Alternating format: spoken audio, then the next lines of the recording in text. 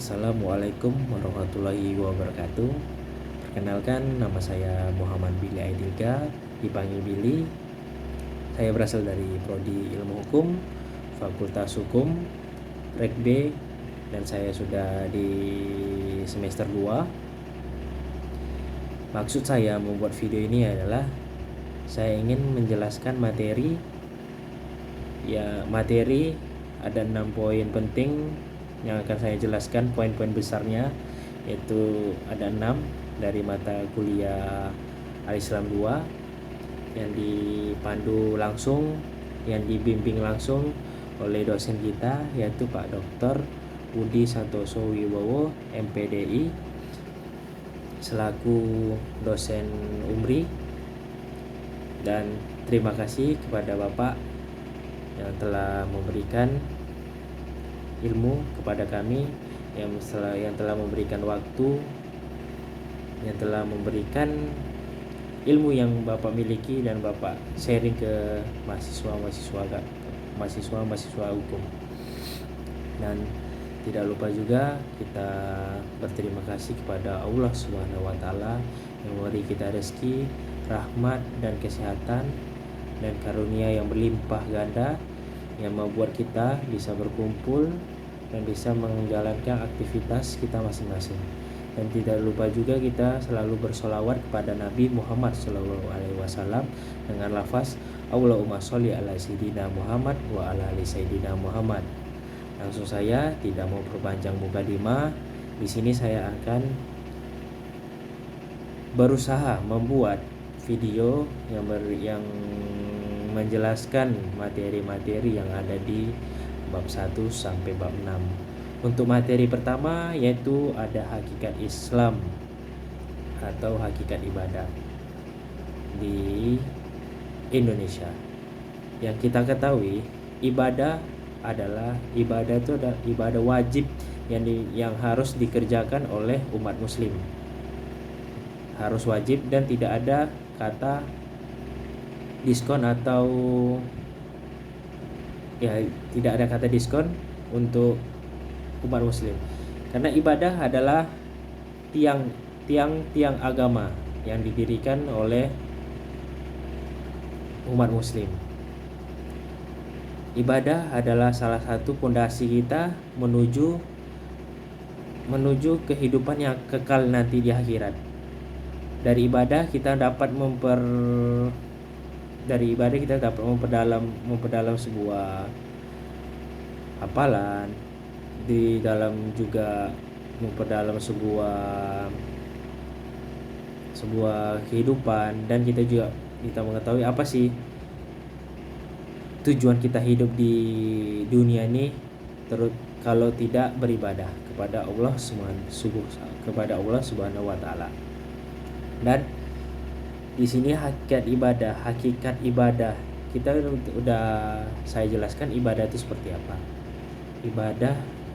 Ibadah ini juga memiliki kategori bercabang-cabang. Contoh, ibadah itu adalah ibadah kita dalam sholat 5 waktu, ibadah kita dalam taat kepada kedua orang tua kita, ibadah kita terhadap saudara-saudara kita yang membantu mereka lagi kesusahan, atau mereka lagi membutuh bantuan saudara-saudara yang ada di bumi tersebut. Dan tujuan kita hidup di dunia ini yaitu ialah beribadah kepada Allah Subhanahu wa taala. Kenapa? Karena kita diberi waktu sesingkat mungkin untuk mencapai amalan-amalan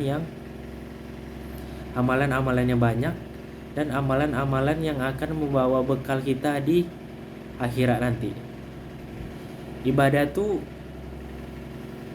kita mendapatkan ibadah dan mendapat ridha Allah itu sangat gampang. Kenapa saya bilang sangat gampang? Karena kita dari berbakti kepada orang tua saja kita sudah mendapat pahala yang sangat berlimpah. Dan beribadah, kita kerja, kita berusaha atau kita jualan, itu sudah beribadah, asalkan niatnya jelas, ibadahnya tujuannya apa, niatnya apa, itu sudah termasuk yaitu ibadah kepada Allah Subhanahu wa taala. gampang kan? Dan ibadah itu dikategorikan ada dua. Yang pertama ibadah mahdoh, yang kedua adalah ibadah ghairu mahdoh. Nah, yang saya jelaskan di sini, ibadah mahdoh itu adalah ibadah yang sudah ditetapkan oleh Allah, yang sudah diterapkan di Al-Qur'an, yang sudah mempunyai level pahala masing-masing. Pertama, itu sholat 5 waktu. Sholat 5 waktu itulah adalah syarat utama yang sudah ditetapkan oleh Al-Quran dan sudah dilaksanakan oleh Nabi kita, Nabi Muhammad SAW. Yang kedua adalah puasa, sholat, puasa, zakat. Itu sebuah ibadah yang sudah teratur, yang sudah diatur oleh Al-Quran. Ibadah, sholat, puasa, zakat, wudhu itu sudah diatur oleh Al-Quran. Dan sedangkan ibadah ghairu mahdoh adalah ibadah yang tujuannya itu baik atas Allah. Yang saya bilang tadi itu ibadah yang membuat kita itu mempunyai banyak pahala, yang membuat kita mempunyai berlimpah-limpah pahala, yaitu contoh kita bekerja untuk istri dan anak. Itu tujuan yang baik dan niat yang baik. Itu disebut namanya ibadah ghairu mahdoh. Dan dari hakikat ibadah itu tersebut pun kita mempunyai mental yang sangat kuat dan juga mempunyai iman yang sangat kuat dan tidak akan pernah mengingkari apa yang sudah dilarang oleh Allah Subhanahu wa taala. Contoh dari perzinahan, dari murtad kepada Allah Subhanahu wa taala, itu tidak akan pernah kita dapati selagi kita taat kepada Allah Subhanahu wa taala dan kita selalu mengerjakan apa yang Allah suruh, yaitu sholat, berzakat, haji, atau berpuasa, sholat Jumat bagi laki-laki. Dan tujuan dari ibadah itu tersebut ke diri kita itu banyak, yaitu diri kita sebagai umat muslim yang kokoh, yang kuat mentalnya dan tidak tergoyang oleh tipu muslihat yang ada di dunia. Contohnya dari korupsi, dari mabuk-mabukan. Di situ kita sudah tahu apa efek yang akan kita dapatkan apabila kita melakukan hal-hal yang dilarang oleh Allah Subhanahu wa taala. Dan tujuan yang lainnya untuk mempererat hubungan kita kepada Sang Pencipta. Sang Pencipta menciptakan kita harus taat kepada Pencipta. Karena di dunia ini hanya sementara. Dan ibadah itu tidak ada kata terlambat bagi umat muslim yang mau berusaha dan mau mendekatkan diri kepada Allah Subhanahu wa taala. Dan yang itu ialah tentang hakikat ibadah. Jadi hakikat ibadah. Dan materi kedua yaitu sholat dan makna spiritual sholat. Oke, itu masuk ke teori yang kedua atau ke pembahasan kita yang kedua, yaitu sholat dan makna spiritual sholat. Yang kita ketahui, sholat adalah ibadah paling penting, ibadah paling penting yang diperintah langsung oleh Allah Subhanahu wa taala dan diturunkan oleh Nabi kita Muhammad. Sholat adalah ibadah yang paling penting dari ibadah lain atau dari amalan-amalan lainnya. Karena sholat adalah tiang pintu agama bagi umat muslim. Nah, tiang pintu agama bagi umat muslim yang harus kita jalankan sehari itu ada 5 waktu. zuhur, asar, maghrib, isya, dan subuh. Itu perintah pertama bagi kita umat muslim. Dan di materi yang kedua ini kita akan membahas tentang pengertian yang sudah saya jelaskan. Kewajiban sholat, tujuan sholat, akhlak yang baik dalam melaksanakan sholat, dan makna spiritual sholat. Masuk kewajiban sholat. Kewajiban sholat itu ada di dalam surah An-Nisa ayat 103 yang berbunyi, maka dirikanlah sholat itu, sesungguhnya sholat itu adalah kewajiban ditentukan waktunya atas orang-orang yang beriman. Itu ada di surat An-Nisa ayat 103. Dan masuk ke tujuan dan fungsi sholat. Tujuan dari sholat adalah untuk menghindari dari sifat keji dan mungkar. Fungsi sholat ialah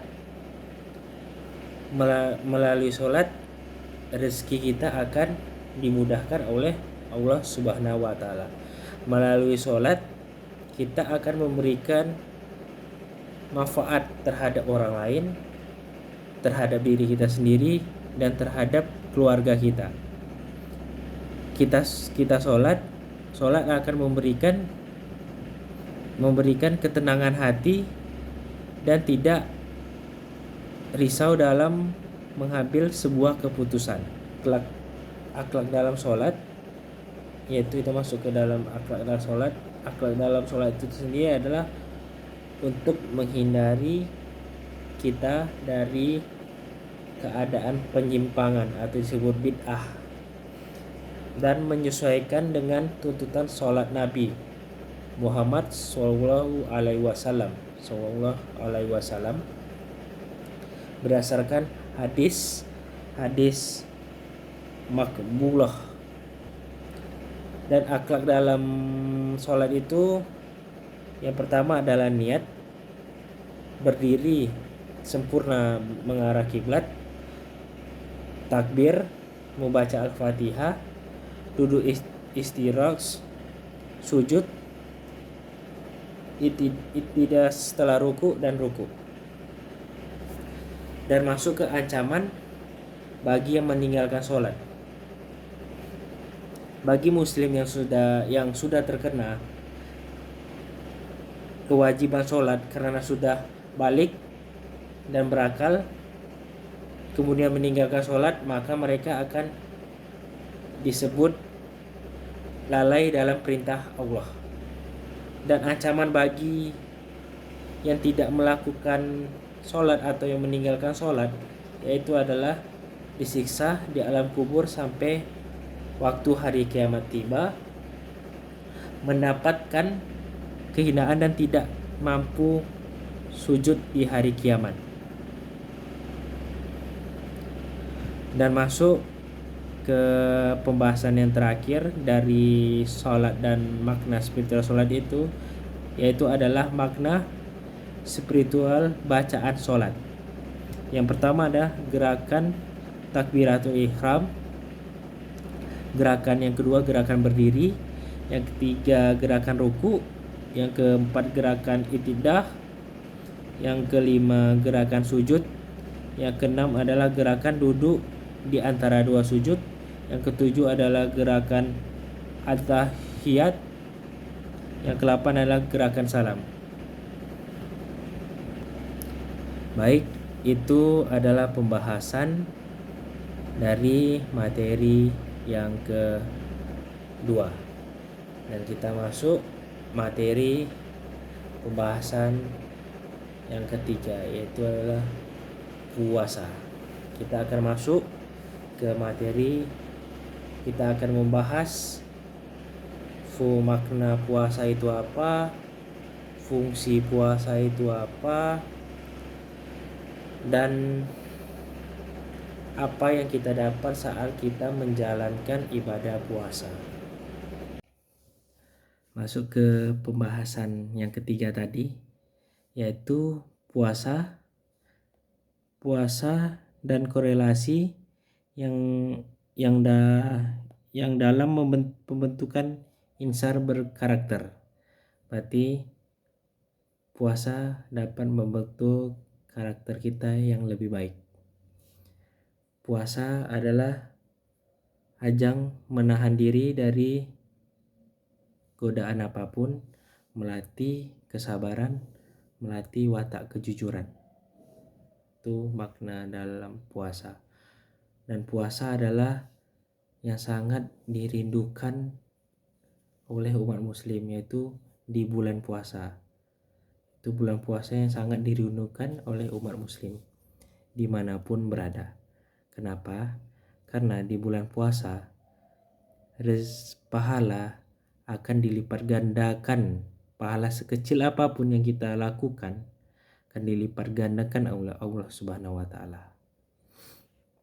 Di bulan puasa umat muslim berlomba-lomba dalam membuat kebaikan, dalam menghafal Al-Qur'an dari juz 1 sampai juz 30 dan sampai khatam di bulan puasa yang sangat suci ini. Dan masjid-masjid berkumandang dimanapun, dan di bulan puasa itu adalah bulan yang sangat indah. Kenapa saya bilang bulan sangat indah? Karena di setiap malam umat muslim mengadakan tadarus dan mengumpulkan pahala sebanyak mungkin dan mengelatih diri untuk di bulan-bulan kemudian yang bakal terjadi apa yang dia lakukan di bulan puasa tersebut. Bulan puasa banyak manfaat bagi kesehatan. Pertama, dari waktu sahur. Sahur adalah dimana pencernaan perut kita kosong, belum ada pengisian apapun, disitulah kita mulai mengisi makanan yang mengandung protein, yang mengandung kesehatan bagi badan, bagi kesehatan tubuh kita, yaitu kita sahur di jam 4 mempunyai segi aspek kesehatan yang sangat bagus bagi tubuh. Dan usahakan makan sahur yang sangat sehat agar bisa bertahan sampai waktu berbuka. Proses di mana puasa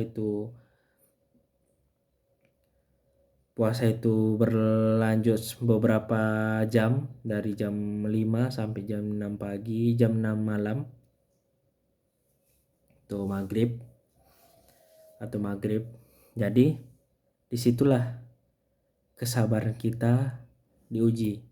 Pertama, dari hawa nafsu.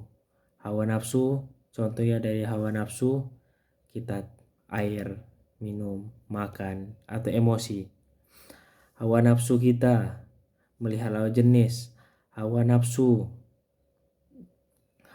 di berbagai aspek yang menyimpang, dan ketidaksabaran. Di waktu itulah kita diuji sampai waktunya maghrib tiba, waktunya berbuka puasa. Dan kita bukan menahan lapar dan haus, tapi kita mengumpulkan amalan-amalan sebanyak mungkin agar bulan puasa ini tidak dilewatkan dengan sebegitunya saja. Dan efek dari bulan puasa ini adalah membentuk karakter pribadi yang lebih baik, mental yang kokoh dan jujur. Kenapa? Karena bulan puasa ini ngelatih kesabaran emosional yang ada di dalam diri kita dan dibentuk untuk bulan-bulan kemudian. Itulah efek bulan puasa yang hanya ada di 1 tahun sekali. Jadi itulah pembahasan saya di materi ini, di materi kita yang ketiga. Jadi kita akan masuk ke pemateri pembahasan yang nomor 4. Masuk ke pembahasan keempat, yaitu haji dan makna spiritualnya dalam kehidupan.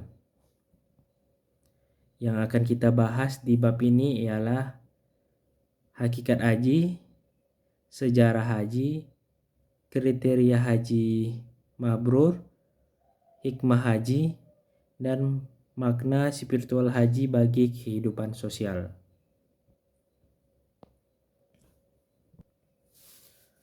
Masuk ke pertama, yaitu hakikat haji.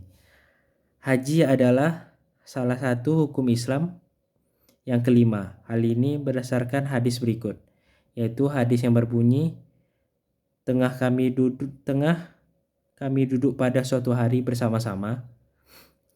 Rasulullah Shallallahu Alaihi Wasallam, datanglah seseorang laki-laki putih bersih pakaiannya, hitam bersih.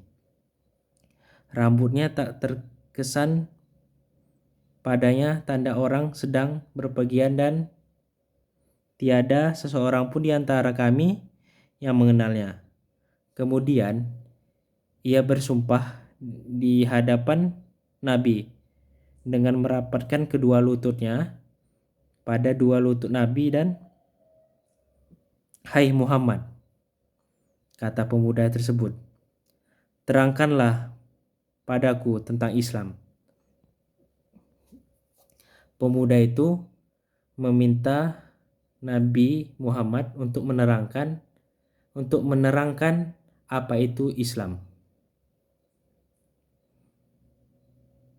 Nabi langsung menjawab, Islam ialah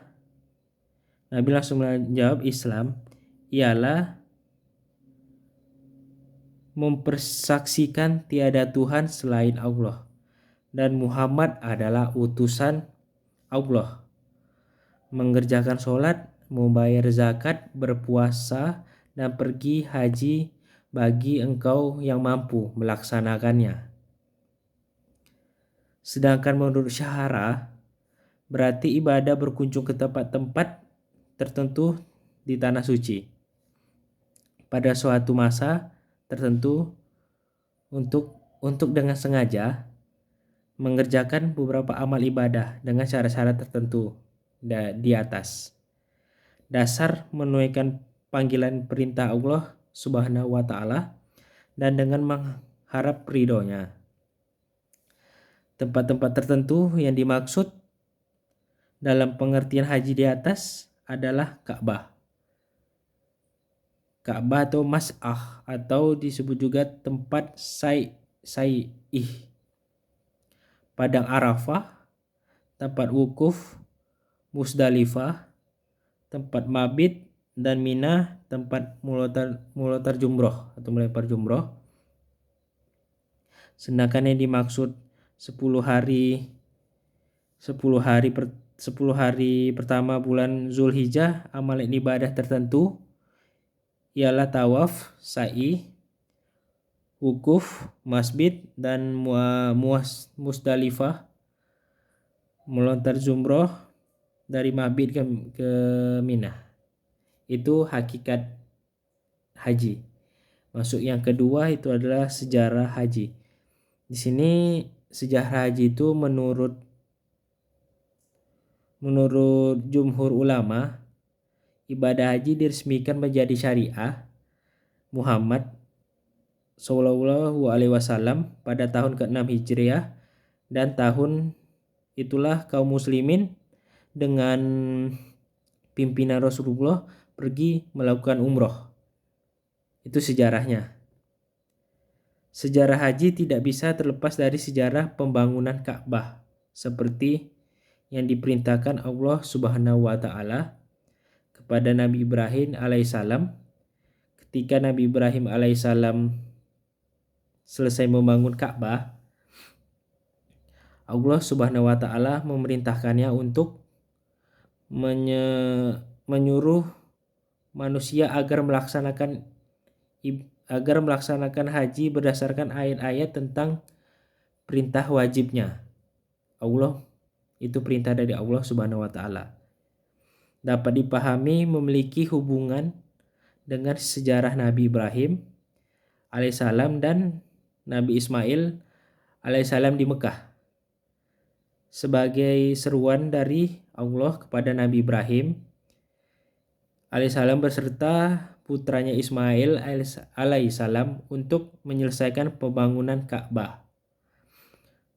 Monemun bagi keduanya kini adalah Makam Ibrahim dan Izir Ismail.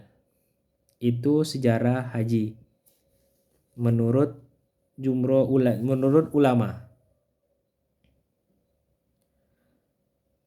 Haji itu banyak kisah dari kisah haji ini. Itu sejarahnya adalah pertama sejarahnya itu mengantar Siti Hajar dan Ismail. Yang kedua menyembelih Ismail alaihissalam. Yang ketiga mengganti palang pintu rumah. Yang keempat mempertahankan palang pintu rumah. Yang kelima membangun Ka'bah. Dan masuk ke materi selanjutnya itu adalah, dan masuk di pembahasan selanjutnya itu tadi kita itu sama membahas sejarah haji, masuk di pembahasan masa Nabi Muhammad. 1. Haji di era Rasulullah. Ini di sejarahnya kita udah mengenal sejarah, masuk ke haji di era Rasulullah. Ibadah haji di era Rasulullah merupakan syariat yang dibawa oleh Nabi Muhammad sebagai langkah memperbaharui dan menyambung ajaran Nabi Allah Ibrahim alaihissalam. Ibadah haji mulai diwajibkan kepada umat muslim pada tahun ke-6 Hijriah mengikuti turunnya surah Al-Imran pada tahun tersebut. Rasulullah Shallallahu alaihi wasallam bersama-sama lebih kurang 1.500 orang berangkat ke Mekah untuk menunaikan fardu haji, tetapi tidak dapat mengerjakannya karena dihalangi oleh kaum kafir Quraisy, sehingga melahirkan satu perjanjian yang dinamakan Perjanjian Hudzaybiyah. Itu perjanjian antara kaum Nabi Muhammad SAW dan kaum Quraisy yang disebut dengan Hudzaybiyah, itu nama perjanjian. Perjanjian itu membuka jalan bagi perkembangan Islam, di mana pada tahun berikutnya, tahun ke-7 Hijriah, Rasulullah telah mengerjakan umroh bersama-sama 2.000 orang umat Islam pada tahun ke-9 Hijriah. Barulah ibadah haji dapat dikerjakan, di mana Rasulullah menyerahkan kepada Sayyidina Abu Bakar As-Siddiq untuk memimpin 300 orang umat Islam mengerjakan haji. Yang kedua adalah Rasulullah mengerjakan haji. Yang ketiga ada kriteria haji mabrur. Yang ketiga kriteria haji mabrur ini motivasi utama bagi seorang yang berangkat di jalan Allah, yaitu melaksanakan ibadah haji di bulan haji dan menuju tanah suci. Memperoleh haji mabrur memperoleh haji mabrur atau yang makbul diterima. Maksudnya haji mabrur itu haji yang diterima ibadahnya. Tidak ada puncak kebahagiaan seseorang yang beribadah melebihi dari memperoleh haji mabrur. Haji mabrur itu tersebut adalah haji yang ikhlas karena iman dan takwa, yang dipersembahkan kehadiran Allah semurni-murninya. Itu yang dimaksud dengan haji mabrur. Lanjut ke ke pembahasan selanjutnya, itu hikmah haji. Hikmah haji adalah tahapan dan proses kesempurnaan hidup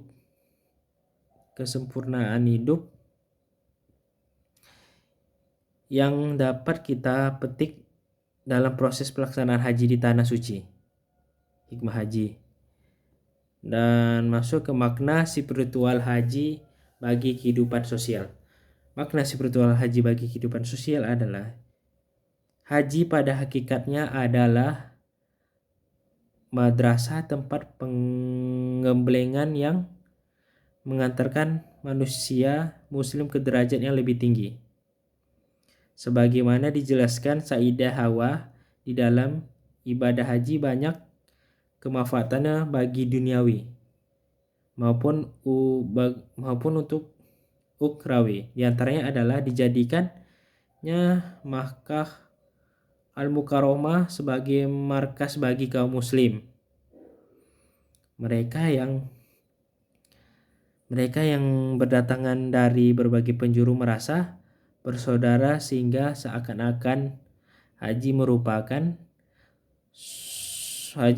suatu muktamar Islam yang juga merupakan sarana pendidikan persaudaraan Islam sedunia atas cinta, persatuan dan kerja. Itu yang disebut makna spiritual haji bagi kehidupan sosial. Oke, itu pembahasan yang keempat kita sudah selesai.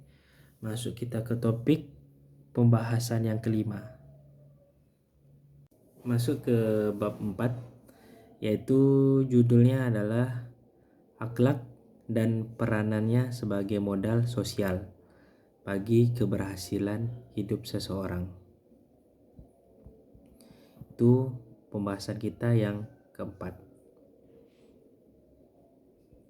Ini untuk pertama adalah kita bahas pengertian dari akhlak, etika dan moral.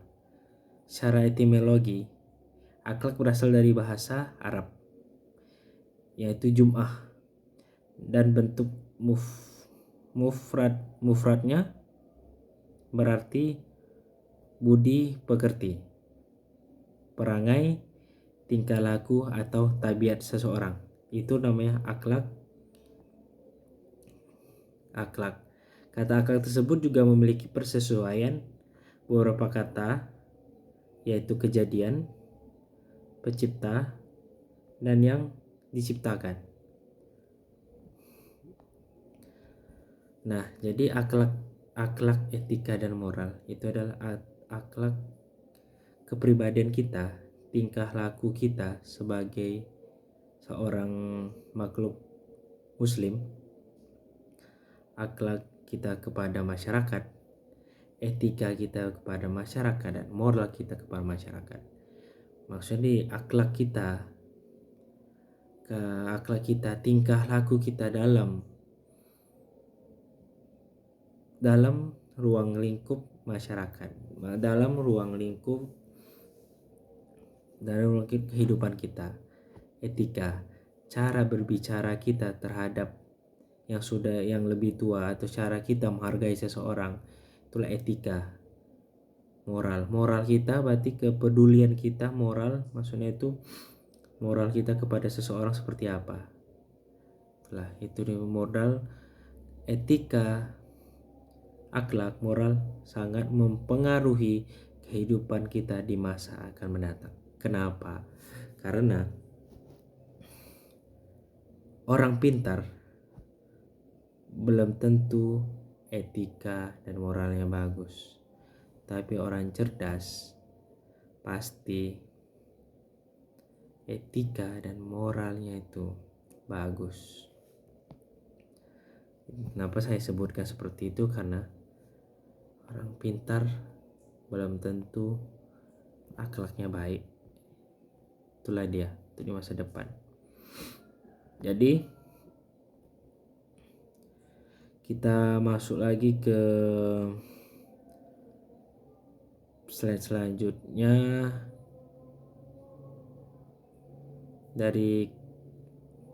dari dari pengertian selanjutnya itu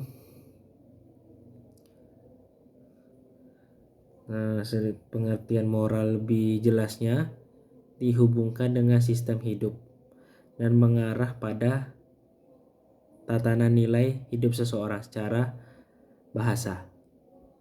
Moral berasal dari bahasa Inggris, mores, adat istiadat dan adat kebiasaan. Menyatakan bahwa moral lebih memfokuskan pada suatu nilai atau sistem hidup yang dilaksanakan atau diberikan oleh masyarakat. Nilai atau sistem hidup tersebut diyakini oleh masyarakat sebagai yang akan memberikan harapan munculnya kebahagiaan dan ketentraman. Itu moral.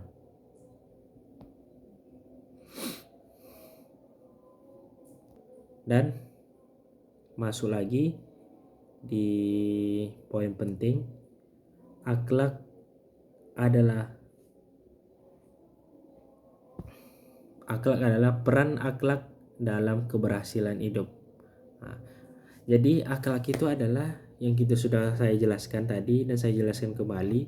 Akhlak itu adalah sifat yang melekat pada diri kita sendiri. Berarti jati diri kita, akhlak kita seperti apa yang sudah kita bangun menjadi identitas kita. Jadi identitas kita itu jadi pedoman utama dalam pembentukan kepribadian, kedewasaan atau ke pola pikir kita. Jadi akhlak akan mempengaruhi pola pikir kita untuk kedepannya. Kita mau sukses atau kita mau hancur. Itu ibaratkannya. Jadi bentuklah akhlak sesuai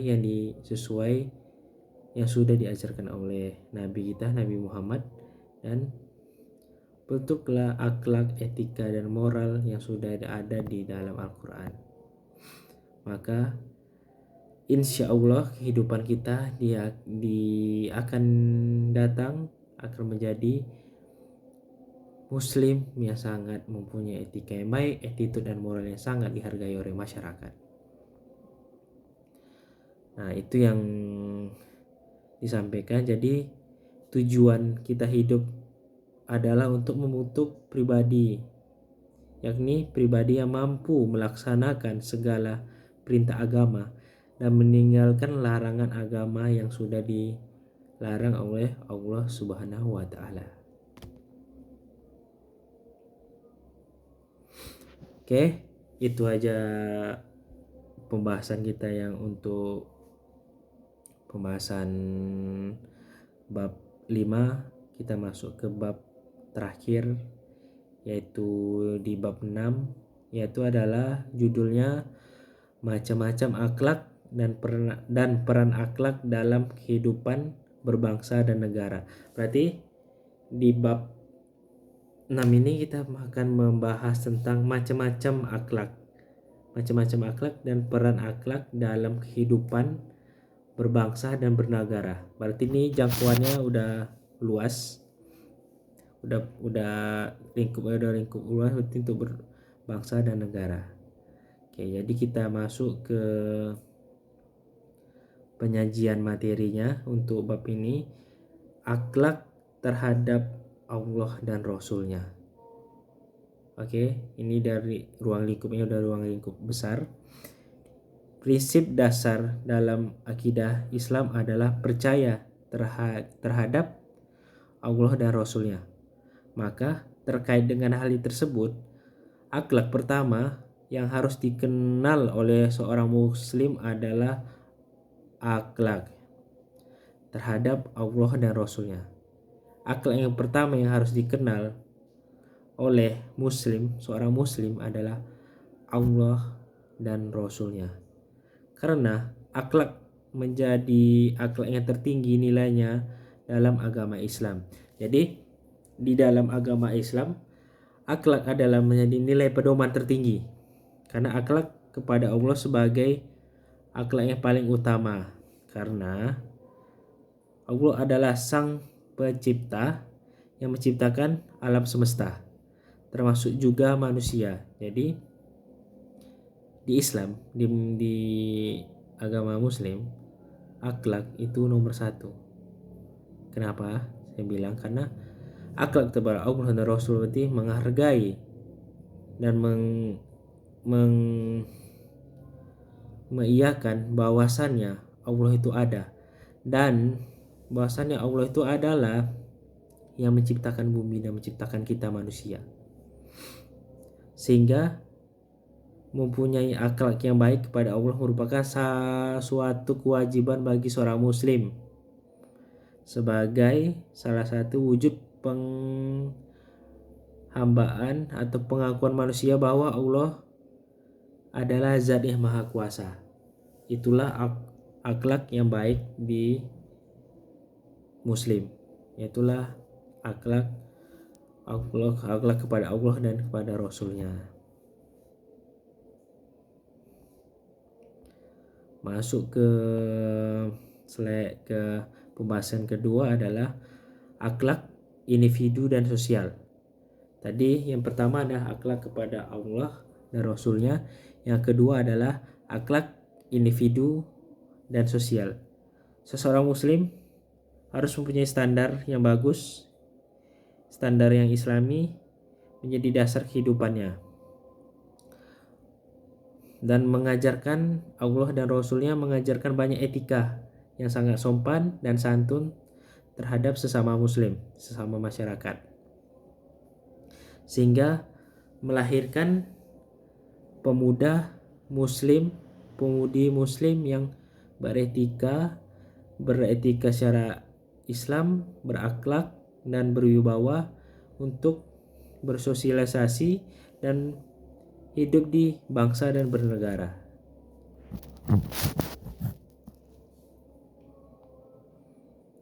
Itulah untuk pembahasan terakhir, bab terakhir, yaitu bab ke-6, penutup bagi saya. Terima kasih sudah nantinya bakal melihat video saya. Apabila ada kata-kata yang salah dan kata-kata yang tidak benar, tolong dikoreksi. Bahwasannya manusia tidak lalai dari kesalahan, manusia tempatnya salah, dan manusia bukanlah manusia yang sempurna. Kesempurnaan hanya milik Allah. Dan saya akhiri, wabillahi taufiq wal hidayah. Wassalamualaikum warahmatullahi wabarakatuh.